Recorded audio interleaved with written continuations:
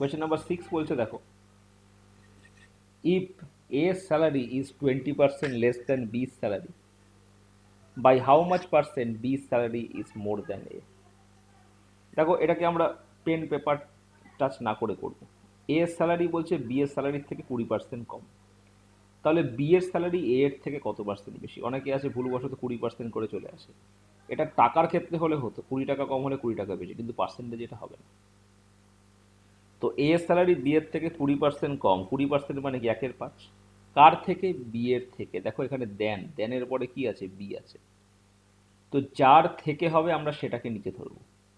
তো এ এর salary B এর থেকে 20% কম, বি এর থেকে মানে যার থেকে হবে সেটাকে নিচে ধরবো। 20% মানে কি 1/5। অর্থাৎ যদি বি এর স্যালারি 5 টাকা হয়, এ এর স্যালারি কত হবে? 4 টাকা। যদি বি এর স্যালারি 5 টাকা হয়, এ এর স্যালারি হবে 4 টাকা। তাহলে এ আর বি এর স্যালারি রেশিও কত? 4:5। এবার বলছে বি এর স্যালারি এ এর থেকে কত টাকা কম, কত টাকা বেশি? মোর। তাহলে 1 টাকা বেশি। তাহলে কার থেকে? এ এর থেকে। তাহলে এবার 1/, এ এর স্যালারি কত? 4। 1/4 ইন্টু 100 মানে 25%। অ্যান্সার হবে 25%। আমি লিখে দিচ্ছি দেখো, 20% মানে কত? 1/5। এখানে বলেছে salary of A is 20% less than B, অর্থাৎ বি এর স্যালারি যদি 5 টাকা থাকে তাহলে এ এর স্যালারি কত হবে? 5 থেকে 1 টাকা কম, অর্থাৎ এ এর স্যালারি হবে 4 টাকা। তাহলে এবার বলছে এ এর স্যালারি বি এর থেকে কত টাকা কম? তাহলে এ এর স্যালারি 4 টাকা আর বি এর স্যালারি কত? 5 টাকা। তাহলে এ এর স্যালারি বি এর থেকে কত? 1 টাকা কম। তাহলে কত পার্সেন্ট হবে? 1/, কার থেকে? দেন এ। এ এর স্যালারি কত? 4 টাকা। তো তাহলে 1/4 ইন্টু 100, তাহলে কত হবে? 25% অ্যান্সার। নেক্সট দেখো, পরের কোশ্চেনে আসছি।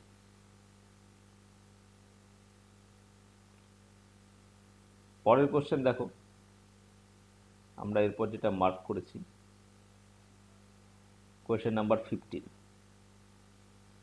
দেখো কোয়েশ্চেন নাম্বার 15-এ বলছে the length of a rectangle is increased by 20% while breadth is decreased by 10%. What is the percentage effect on its area?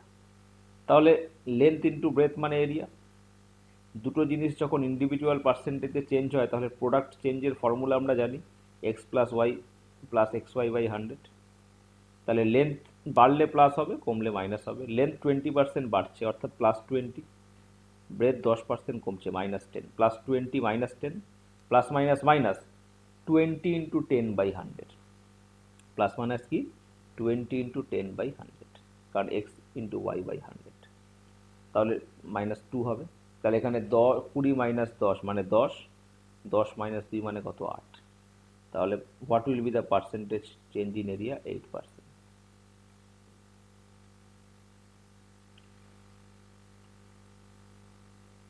আবার বলছি দেখো, একটা কোয়ান্টিটি x% চেঞ্জ হচ্ছে আর একটা কোয়ান্টিটি y% চেঞ্জ হচ্ছে, তাহলে ওদের প্রোডাক্ট কীভাবে চেঞ্জ হবে? ফর্মুলা হচ্ছে x plus y plus x y by 100, এটা হচ্ছে ওদের প্রোডাক্টের চেঞ্জ।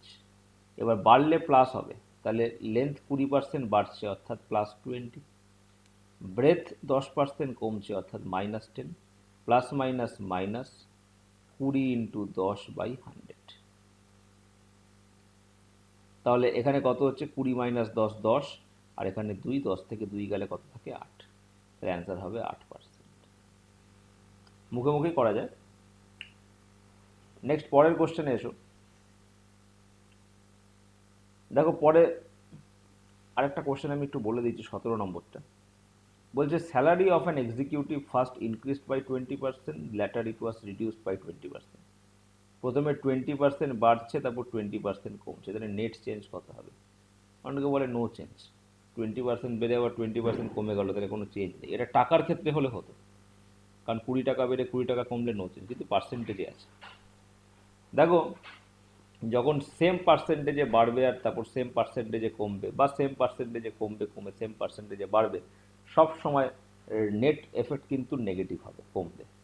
কত পার্সেন্ট মনে রাখবে? এক্স স্কোয়ার বাই 100, মানে 20 স্কোয়ার বাই 100, 20 স্কোয়ার 400, 400 বাই 100 কত? 4, তাহলে 4% ডিক্রিজ। অ্যাকচুয়ালি ফর্মুলায় কি হয়? বাড়ছে 20, কমছে 20, plus minus minus 20 into 20 by 100, এটা কেটে গেল, তাহলে 400 বাই 100 মানে কত? -4, অর্থাৎ 4% কি হচ্ছে? রিডিউস হচ্ছে। -4 অর্থাৎ 4% রিডিউস, 4% ডিক্রিজ। নেক্সট দেখো পরের question number 19। In a rectangle, length and breadth are increased by 20% and 30% respectively. What is the percentage change in area? দুটোই বাড়ছে, তাহলে 20 প্লাস 30 50, প্লাস 20 ইন্টু 30 600 বাই 106, মানে 56%। দেখেই বুঝতে পারছো, মুখোমুখি হয়ে যাবে, করার দরকার আছে। লেন্থ বাড়ছে 20%, ব্রেথ বাড়ছে 30%, তাহলে প্রোডাক্ট কত? লেন্থ ইন্টু ব্রেথ মানে এরিয়া। তো 20 প্লাস 30 প্লাস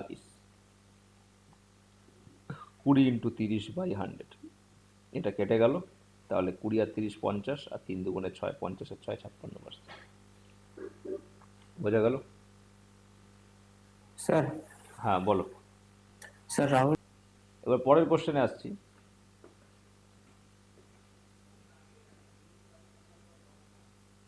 পরের কোশ্চেন দেখো, এই ধরনের কোশ্চেন পরীক্ষা আসতে পারে।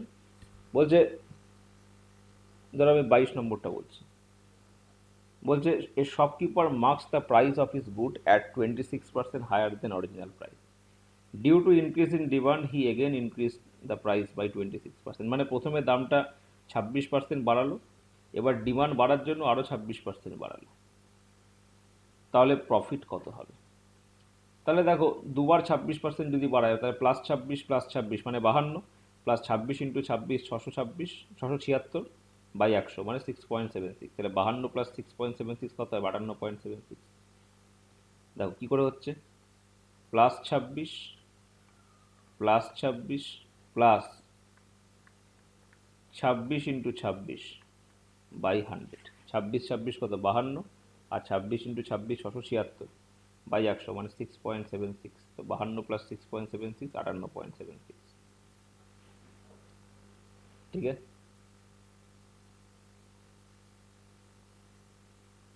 আচ্ছা,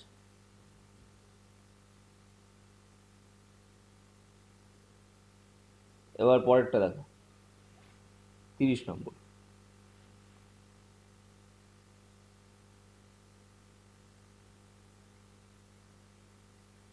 আচ্ছা, 30 নম্বর, ঠিক আছে। 30 নম্বর বলছে Rajesh has to score 20% marks to pass in a test, অর্থাৎ 20% মার্কস পেলে সে পাস করবে, 20% মার্কস পেলে সে পাস করবে। If he gets 60 marks and failed by 40, অর্থাৎ সে 60 পেয়েছে এবং সে 40 মার্কসের জন্য ফেল করেছে, অর্থাৎ 40 মার্কস বেশি পেলে সে পাস করবে, অর্থাৎ পাস মার্কস কত? 100। তাহলে 20% মার্কস পেলে সে যদি পাস করে, তার মানে 20%-এর ভ্যালু 100, তাহলে find the total marks of the test. তো 20% ইকুয়াল টু 100 হলে টোটাল মার্কস তো 100%, 100% ইকুয়াল টু কত হবে? 500, কারণ 20-র সাথে 20%-এর সাথে 5 গুণ করলে 100% হয়, আর এদিকে 100-র সাথে 5 গুণ করলে 500 হয়। তাহলে আগে আমরা পাস মার্কস দেখবো, 60 পেয়েছে, 40 নম্বরে ফেল করেছে, মানে আরও 40 পেলে পাস করবে, তাহলে পাস নাম্বার হচ্ছে 100। এবার 20% মার্কস পেলে সে পাস করবে, তাহলে আমরা কি বলতে পারি? 20% ইজ ইকুয়াল টু 500, তাহলে টোটাল মার্কস কত? 100%, তাহলে 100% ইকুয়াল টু কত হবে? এখানে যদি 5 দিয়ে গুণ করি, এখানেও 5 দিয়ে, 20% ইকুয়াল টু 100, অ্যাকচুয়ালি নট 500, 100, কারণ পাস মার্কসটা তো আমাদের 100 না, কারণ 60 প্লাস 40 কত? 100 হয়, তাহলে 100% ইকুয়াল টু কত হবে? 500। So total marks 500। নেক্সট দেখো,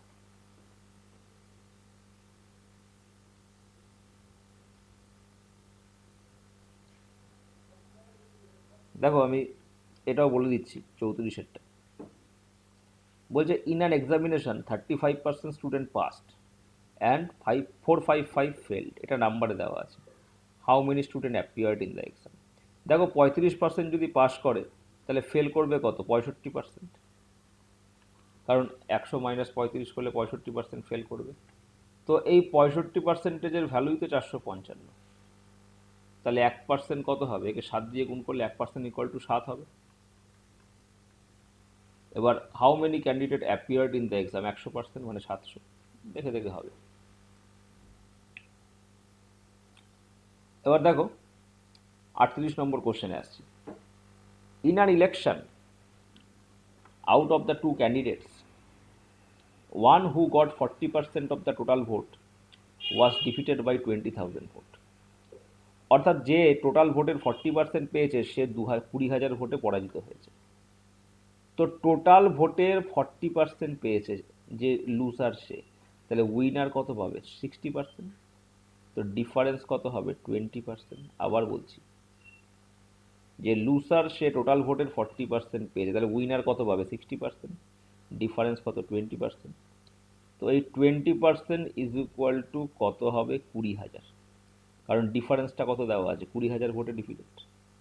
তো 20% ইকুয়াল টু যদি 20,000 হয়, তাহলে calculate the total number of vote pooled, মানে 100%। তাহলে 20-র সাথে 5 গুণ করলে 100 হয়, তাহলে এখানেও 5 গুণ করবো, তাহলে 20,000 ইন্টু 5 কত? 1 লাখ। অর্থাৎ calculate the total number of vote polled কত? 1 লাখ। তাহলে in an election out of total two candidate, one who got 40% of the total votes, অর্থাৎ যে 40% পেয়েছে টোটাল ভোটের, সে 20,000 ভোটে ডিফিটেড হয়েছে। তাহলে যে হেরেছে সে 40% পেয়েছে, তাহলে সে যে জিতেছে সে কত পাবে? 60%। তো ডিফারেন্স কত? 20%। তাহলে 20% এদিকে পার্সেন্টেজ ডিফারেন্স, আর ওদিকে নাম্বারের ডিফারেন্স কত? 20,000। তাহলে 20%-এর ভ্যালু 20,000 হলে তাহলে 100% ইকুয়াল টু কত হবে? 100% মানে কত? 20%-কে 5 দিয়ে গুণ করলে 100% পাবো। তাহলে 100% ইকুয়াল টু কত? এদিকে 20,000 ইন্টু 5 মানে 1 লাখ। এবার দেখো 40 নম্বর কোশ্চেনে আসছি। ভালো কোশ্চেন। বলছে milk contains 5% water, what quantity of the pure milk should be added to 10 litre milk to reduce this to 2%। মানে ইনিশিয়ালি দুধ এবং জলের মিশ্রণে 5% জল রয়েছে, এবার মিশ্রণটাকে ঘন করতে হবে। তাহলে বাইরে থেকে কি মেশাতে হবে? দুধ মেশাতে হবে, অথবা জলটাকে বাষ্পায়িত করে বার করতে হবে। তাহলে এখানে দুধ মিশিয়ে ঘন করছে। এবার এখানে একটা জিনিস মনে রাখবে, ঘনত্ব অর্থাৎ কনসেন্ট্রেশন এবং আয়তন অর্থাৎ ভলিউম, এরা হচ্ছে ব্যস্তানুপাতে রিলেটেড, মানে ইনডাইরেক্টলি প্রপোর্শনাল। মানে তোমার কনসেন্ট্রেশন যে রেশিওতে চেঞ্জ হবে, ভলিউম তার উল্টো রেশিওতে চেঞ্জ হবে। টোটাল ভলিউম মনে রাখবে, টোটাল ভলিউম। তো মিল্কের ক্ষেত্রে কনসেন্ট্রেশন 5:2 হয়েছে। ওয়াটারের ক্ষেত্রে কনসেন্ট্রেশন, আগে 5% ওয়াটার ছিল, এখন 2%। মানে ওয়াটারের ক্ষেত্রে কনসেন্ট্রেশন 5:2। তাহলে ওয়াটারের ক্ষেত্রে কনসেন্ট্রেশন যদি 5:2 হয়, তাহলে ওয়াটারের ক্ষেত্রে তা তোমার টোটাল ভলিউম কী হবে? 2:5। আবার বলছি, কনসেন্ট্রেশন চেঞ্জ হচ্ছে 5:2 রেশিওতে। তো কনসেন্ট্রেশন যদি 5:2 রেশিওতে চেঞ্জ হয়, তাহলে ভলিউম কী রেশিওতে চেঞ্জ হবে? 2:5। অর্থাৎ ইনিশিয়াল ভলিউম 2 ইউনিট থাকলে ফাইনাল ভলিউম কত হবে? 5 ইউনিট। তাহলে ক ইউনিট আমি এক্সট্রা মেশাচ্ছি? 3 ইউনিট। এবার ইনিশিয়ালি বলছে কি 10 লিটার মিল্ক ছিল। দেখো what quantity of the pure milk should be added 10 litres milk, মানে ইনিশিয়াল মিক্সচারের ভলিউম ছিল 10 লিটার, মানে 2 ইউনিট সমান সমান কত? 10 লিটার। তাহলে একের ভ্যালু কত? 5 লিটার। আমাদের 3 ইউনিট বার করতে হবে, 3×5 = 15 লিটার। দেখে মুখোমুখি হয়ে গেল। এবার করে দিচ্ছি, দেখো যারা বুঝতে পারেন তাদের জন্য। কনসেন্ট্রেশনের রেশিও, প্রথমে ওয়াটার কনসেন্ট্রেশন 5% ছিল, তারপর 2%, তাহলে কনসেন্ট্রেশন 5:2 হচ্ছে। তো কনসেন্ট্রেশন যদি 5:2 হয়, তাহলে ভলিউম কত হবে? 2:5। অর্থাৎ ইনিশিয়াল ভলিউম 2 ইউনিট থাকলে এখন ভলিউম হচ্ছে 5 ইউনিট। ভলিউম বাড়ছে কত? 3 ইউনিট। 3 ইউনিট কার জন্য বাড়ছে? দুধ মেশাচ্ছে তাই। ইনিশিয়াল ভলিউম ছিল 10 লিটার, অর্থাৎ আমরা কি বলতে পারি? 2 ইউনিট সমান সমান 10 লিটার। তাহলে 1 ইউনিট সমান সমান কত? 5 লিটার। তাহলে 3 ইউনিট সমান সমান কত হবে? 3×5 = 15 লিটার। অর্থাৎ আমরা বলতে পারি আমাদের ভলিউম কত, কতটা মিল্ক মেশাবো? 15 লিটার মিল্ক মেশাবো। পরের কোশ্চেনটা আসছি। Hello sir. স্যার দেখো কনসেন্ট্রেশনটা ওয়াটারের থাক বা মিল্কের থাক, আমি তো কনসেন্ট্রেশনের সাথে টোটাল ভলিউমের রেশিও বার করছি। তুমি যদি মিক্সচারটাকে বাড়িয়ে দাও, মিক্সচারের ভলিউমটা যদি বাড়িয়ে দাও, তো মিক্সচারটা কী হয়ে যাবে, পাতলা হয়ে যাবে, কনসেন্ট্রেশনটা কমে যাবে। এবার কি বাড়ালে, তুমি যদি দুধ জলের মিক্সচারে জল বাড়াও তাহলে দুধের কনসেন্ট্রেশন কমে যাবে, আর তুমি যদি দুধ বাড়াও তাহলে জলের কনসেন্ট্রেশন কমবে। তাহলে টোটাল ভলিউম বাড়লে তবেই কোনো না কোনো কিছুর কনসেন্ট্রেশন চেঞ্জ হচ্ছে। এবার ওয়াটারের কনসেন্ট্রেশন 5% থেকে 2%-এ আসছে, তাহলে কনসেন্ট্রেশন চেঞ্জের রেশিও 5:2। এবার কেন চেঞ্জ হচ্ছে, নিশ্চয়ই ভলিউম বাড়ছে, টোটাল ভলিউম। তাহলে ভলিউম চেঞ্জের রেশিও কী হবে, 2:5। অর্থাৎ ইনিশিয়াল ভলিউম 2 ইউনিট থাকলে এখনকার ভলিউম কত, 5 ইউনিট। তো ভলিউমটা কার বাড়ছে, 10 লিটার মিল্ক সলিউশনে মিল্ক মেশানো হচ্ছে তাই, অর্থাৎ 3 ইউনিট মিল্ক বাড়ছে। এবার ইনিশিয়ালি 10 লিটার কী ছিল, সলিউশন ছিল, মিল্ক ওয়াটার সলিউশন। তা 2-এর ভ্যালু যদি 10 লিটার হয়, 1-এর ভ্যালু 5 লিটার, তাহলে 3 ইউনিট বাড়ছে, এখানে 3-এর ভ্যালু কত, 15। এবার 3 ইউনিট কী মেশাচ্ছি, মিল্ক মেশাচ্ছি, অর্থাৎ 15 লিটার মিল্ক মেশাবো। পরেরটা দেখো একই রকম, বলছে what quantity of the water should be added to reduce 16 litre 25% acidic liquid to 20% acidic. মুখে মুখে করো। অ্যাসিড ওয়াটার সলিউশন, অ্যাসিডের কনসেন্ট্রেশন 25% থেকে কমিয়ে 20%-এ করতে হবে, অর্থাৎ জল মেশাবো। তাহলে কনসেন্ট্রেশন চেঞ্জের রেশিও 25:20, অর্থাৎ 5 দিয়ে কাটলে 5:4। তাহলে কনসেন্ট্রেশন চেঞ্জের রেশিও হবে 5:4। তাহলে ভলিউম চেঞ্জের রেশিও কী হবে, 4:5। তাহলে ভলিউম চেঞ্জের রেশিও হবে 4:5, অর্থাৎ ইনিশিয়াল ভলিউম যদি 4 ইউনিট থাকে, এখনকার ভলিউম হবে 5 ইউনিট। তাহলে ভলিউম বাড়ছে কত, 1 ইউনিট। এবার ইনিশিয়াল ভলিউম ছিল কত, 16। তাই 4 ইউনিটের ভ্যালু যদি 16 লিটার হয়, তাহলে 1 ইউনিট কত, 4 লিটার। তাহলে আমাকে 4 লিটার মিল্ক বসাতে হবে, ওয়াটার মেশাতে হবে। আবার বলছি, দেখো কনসেন্ট্রেশন কী রেশিওতে চেঞ্জ হচ্ছে, 25:20। কনসেন্ট্রেশন চেঞ্জ হচ্ছে 25:20, অর্থাৎ 5 দিয়ে কাটলে 5:4। তো কনসেন্ট্রেশন যদি 5:4-এ চেঞ্জ হয়, তাহলে ভলিউম কি হবে, ভলিউম 4:5-এ চেঞ্জ হবে। অর্থাৎ ইনিশিয়াল ভলিউম 4 ইউনিট হলে এখনকার ভলিউম 5 ইউনিট। তাই ভলিউম বাড়ছে কত, 1 ইউনিট, যেটা আমাদের বার করতে হবে। এবার ইনিশিয়াল ভলিউম কত ছিল, 16 লিটার, অর্থাৎ 4-এর ভ্যালু যদি 16 লিটার হয়, তাহলে 1-এর ভ্যালু কত হবে, 4 লিটার, অর্থাৎ 4 লিটার আমাকে মেশাতে হবে। কোয়েশ্চেন নাম্বার 43 বলছে, what quantity of water should be taken out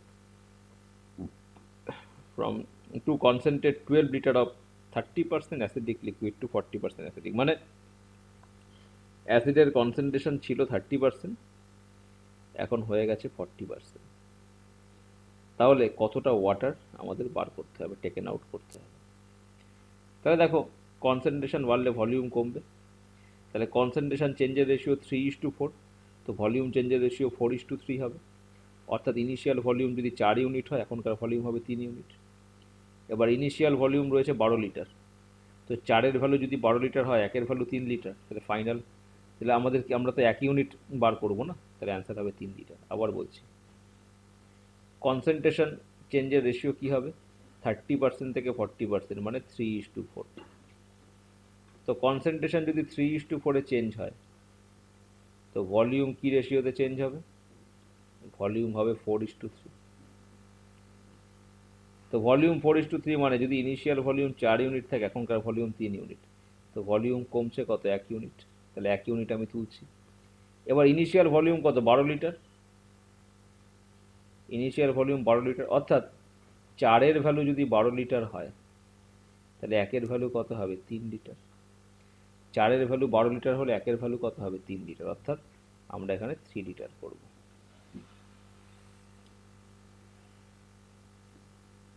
next দেখো পরেরটাও একই রকমের। In 50 kg mixture of sand and cement, 40% is cement. How much sand should be added so that the proportion of cement becomes 10%? অর্থাৎ সিমেন্টের concentration কমানোর জন্য আমি sand মেশাচ্ছি। তো concentration চেঞ্জের রেশিও কত, 45:10, 5 দিয়ে কাটলে কত হবে, 9:2।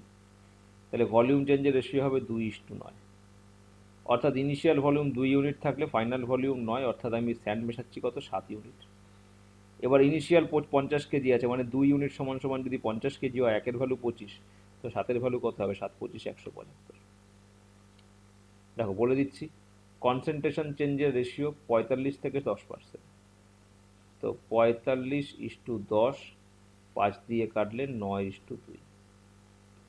তাহলে ভলিউম চেঞ্জের রেশিও কি হবে? 2:9। অর্থাৎ ভলিউম ইনিশিয়ালি যদি 2 ইউনিট থাকে, এখন 9, তাহলে ভলিউম বাড়ছে কত? 7। কেন বাড়ছে? স্যান্ড মেশাচ্ছি তাই। তাহলে 7 ইউনিট স্যান্ড মেশাচ্ছি।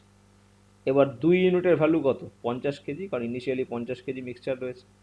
তো 2 ইউনিট সমান সমান যদি 50 কেজি হয়, 1 ইউনিট কত হবে? 25 কেজি। আর 7 ইউনিট কত হবে? 7 25-এ 175 কেজি। অর্থাৎ 1 ইউনিট সমান সমান 175 কেজি। অর্থাৎ আমাদের 7 ইউনিটের ভ্যালু বার করতে হবে 175 কেজি স্যান্ড মেশালে। নেক্সট দেখো, পরের কোশ্চেন বলছে, a solution of salt and water contains 5% salt by weight. If 20 kg water evaporates, the solution now contains 5% salt. অর্থাৎ 20 কেজি ওয়াটার এভাপোরেট করার জন্য কি হচ্ছে? আমাদের সল্টের কনসেন্ট্রেশন কি হচ্ছে? বেড়ে যাচ্ছে, কারণ জল বার করে নিলে কি আরও গাঢ় হয়ে যাবে। তাহলে কনসেন্ট্রেশন চেঞ্জের রেশিও কত? 5:15, মানে 1:3। তো ভলিউম চেঞ্জ কত হবে? 3:1। অর্থাৎ ইনিশিয়াল ভলিউম 3 ইউনিট থাকলে ফাইনাল ভলিউম 1 ইউনিট। তাহলে বার করা হয়েছে কত? 2 ইউনিট। তো 2 ইউনিট সমান সমান 20 কেজি, মানে 1-এর ভ্যালু কত? 10। ইনিশিয়াল 3 ইউনিট, মানে 3 10 30। অর্থাৎ ইনিশিয়াল কোয়ান্টিটি 30 কেজি। আবার বলছি দেখো, কনসেন্ট্রেশন চেঞ্জ কীভাবে হয়? আগে ছিল 5%, এখন 15%। তাহলে 5:15 মানে হচ্ছে 1:3। তাহলে ভলিউম চেঞ্জের রেশিও কী হবে? 3:1। ইনিশিয়াল ভলিউম 3 ইউনিট হলে এখনকার ভলিউম 1 ইউনিট, তাহলে ভলিউম কমছে কত? 2 ইউনিট। এবারে 2 ইউনিট মানে কি? 20 কেজি ওয়াটার এভাপোরেট করছি, যতটা ওয়াটার এভাপোরেট করবো ততটাই ভলিউম কমবে। তো 2 ইউনিট সমান সমান যদি 20 কেজি হয়, তাহলে 1 ইউনিট মানে কত? 10 কেজি। আমাদের অরিজিনাল ভলিউম বার করতে বলেছে, মানে 3 10-এ 30 kg. So original volume 30 KG.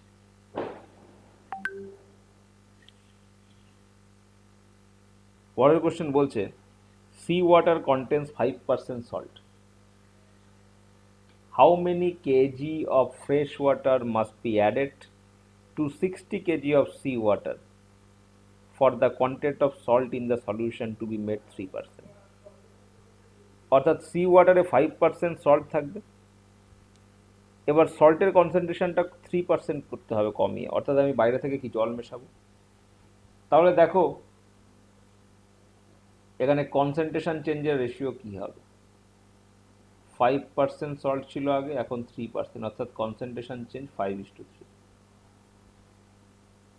তাহলে ভলিউম চেঞ্জ কি হবে? ভলিউম চেঞ্জ হবে 3:5। অর্থাৎ ইনিশিয়াল ভলিউম 3 হলে এখনকার ভলিউম 5। তাহলে ভলিউম অ্যাড করছি কত? 2 ইউনিট।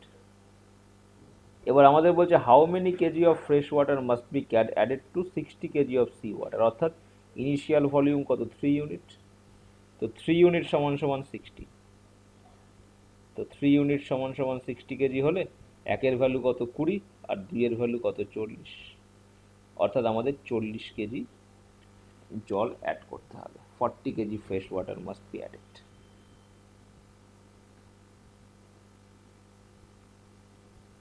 নেক্সট দেখো, পরের কোশ্চেন 53। আচ্ছা, এর আগে একটা আছে 50। এই কোশ্চেনটাকে আমরা মুখে মুখে করব। 50-র কোশ্চেনটা বলছে, আউট অফ 2500 ইনহ্যাবিটেন্ট, মানে বাসিন্দা of a town, 70% R male. তো 70% মেল হলে 30% ফিমেল। এবার 70% মেল, এবার অফ হুম 30% ইলিটারেট, মানে টোটাল যে মেল রয়েছে 70% করে যেটা আসছে, তার 30% আবার ইলিটারেট।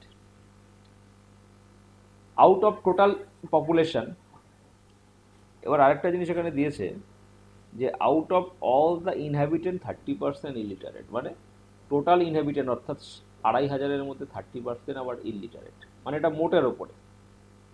এবার বলছে percentage of female who are illiterate. তাহলে আমরা আগে দেখব ফিমেলদের মধ্যে ইলিটারেট কত আর টোটাল ফিমেল কত। তাহলে ফিমেলদের illiterate by total female into 100 করলে আমরা পেয়ে যাবো অ্যান্সার। তাহলে দেখো এখানে বলছে out of 2500 inhabitant of a town 70% R male. তো 70% যদি মেল হয় তাহলে 30% ফিমেল। তাহলে ফিমেল কত হবে? 25,000, 2500 30%, 2500 10% কত? 250। 30% কত? 750। তাহলে ফিমেল আমি কত পেলাম? 750 পেলাম, মনে রাখবো। মেল কত? 70%, অর্থাৎ 2500-এর 70%, 2500-এর 10% যদি 250 হয়, 70% কত? 250 ইন্টু 7, মানে 7 দুগুণে 1400, আর 50 ইন্টু 7 350, 1750। 1750 জন মেল, আর তার মধ্যে আবার 30% ইলিটারেট। তো 1750-এ 30%, 1750-এর 10% কত হয়? 175। 30% মানে তার 3 গুণ, 175-এর 3 গুণ মানে 3 শতরং 51, 510, আর 3 5 15 মানে 525। তাহলে মেলদের মধ্যে 525 জন ইলিটারেট। আর টোটাল ইলিটারেট কত? আমরা একটু আগেই পেলাম 750। তাহলে ফিমেল ইলিটারেট কত? 750 মাইনাস 525 মানে 225। তাহলে ফিমেল ইলিটারেট হচ্ছে 225। আর টোটাল ফিমেল কত? 30% অফ টোটাল পপুলেশন, মানে 750। তাহলে percentage of female illiterate 225/750 into 100। এবার 25 দিয়ে কাটো, 225-কে কাটলে 9 হবে, 750-কে কাটলে 30 হবে, 3 দিয়ে কাটলে কত হবে? 3 দিয়ে কাটলে এখানে উপরে 3 হবে, নিচে 10 হবে, আর 10 10 100, মানে তোমার উপরে থাকছে 225, মানে 25 দিয়ে কাটলে 9, আর নিচে 750 মানে 30, 9/30, 3 দিয়ে কাটলে 3, 3/10, আর ওদিকে তোমার 100 মানে 30% হবে। অ্যান্সার নান অফ দিস আসছে। দেখো এবার আমি অঙ্কটা করে দিচ্ছি। Out of total 2500 inhabitant 70% male. তো মেল কত হবে? 70% যদি মেল থাকে, মেল 70% অফ 2500, 2500-এর 10% 250, 70% 250 ইন্টু 7, অর্থাৎ 1750। 1750, কারণ 250 ইন্টু 7 যদি আমরা করি, 7 দুগুণে 1400, আর 350 মানে 1750। এটা হচ্ছে মেল। এবার মেলদের 30% আবার ইলিটারেট। তাহলে মেল ইলিটারেট কত? এর 30%, এর 10% 175, 30% করলে 3 শতরং 51, 3 5 25 মানে 525। এটা হচ্ছে মেল ইলিটারেট। আর টোটাল ইলিটারেট কত? 30% অফ 2500, 2500-এর 10% 250, 30% কত? 750। সেখান থেকে টোটাল ইলিটারেট 750, সেখান থেকে ফিমেলদের মেল ইলিটারেট কত? 525। তাহলে ফিমেল ইলিটারেট কত হবে? টোটাল ইলিটারেট 750, সেখান থেকে 525 আমরা মাইনাস করব, তো 225। এটা ফিমেল ইলিটারেট। তাহলে কত পার্সেন্ট ফিমেল ইলিটারেট? ওপরে হবে 225, নিচে হবে টোটাল ফিমেলের নাম্বার। টোটাল ফিমেলের নাম্বার কত? 750 ইন্টু 100। 25 দিয়ে কাটলে 9, 25 দিয়ে কাটলে 30, 3 দিয়ে কাটলে 10, 3 দিয়ে কাটলে 3, 10-এ কাটলে এখানে 10। তাহলে 3 10-এ 30% হচ্ছে অ্যাকচুয়ালি, কিন্তু অপশানে নেই, যার জন্য কত হবে? নান অফ দিস অ্যান্সার হবে।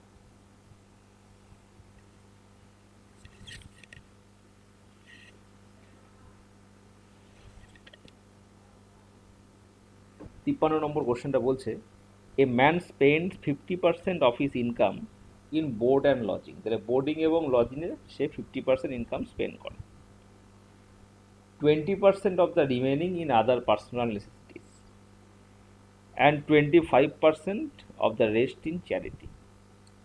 Find his income if he is left with 4200, অর্থাৎ যদি সে 4200 টাকা তার কাছে থাকে সব কিছু করার পর।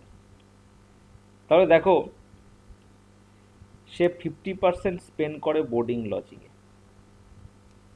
তাহলে এক কাজ করি, আমরা ইনকামটাকে একটু বেশি করে ধরে নিই, 100 না ধরে 1000 ধরি, কারণ আমাদের অনেকগুলো ভাগ করতে হবে।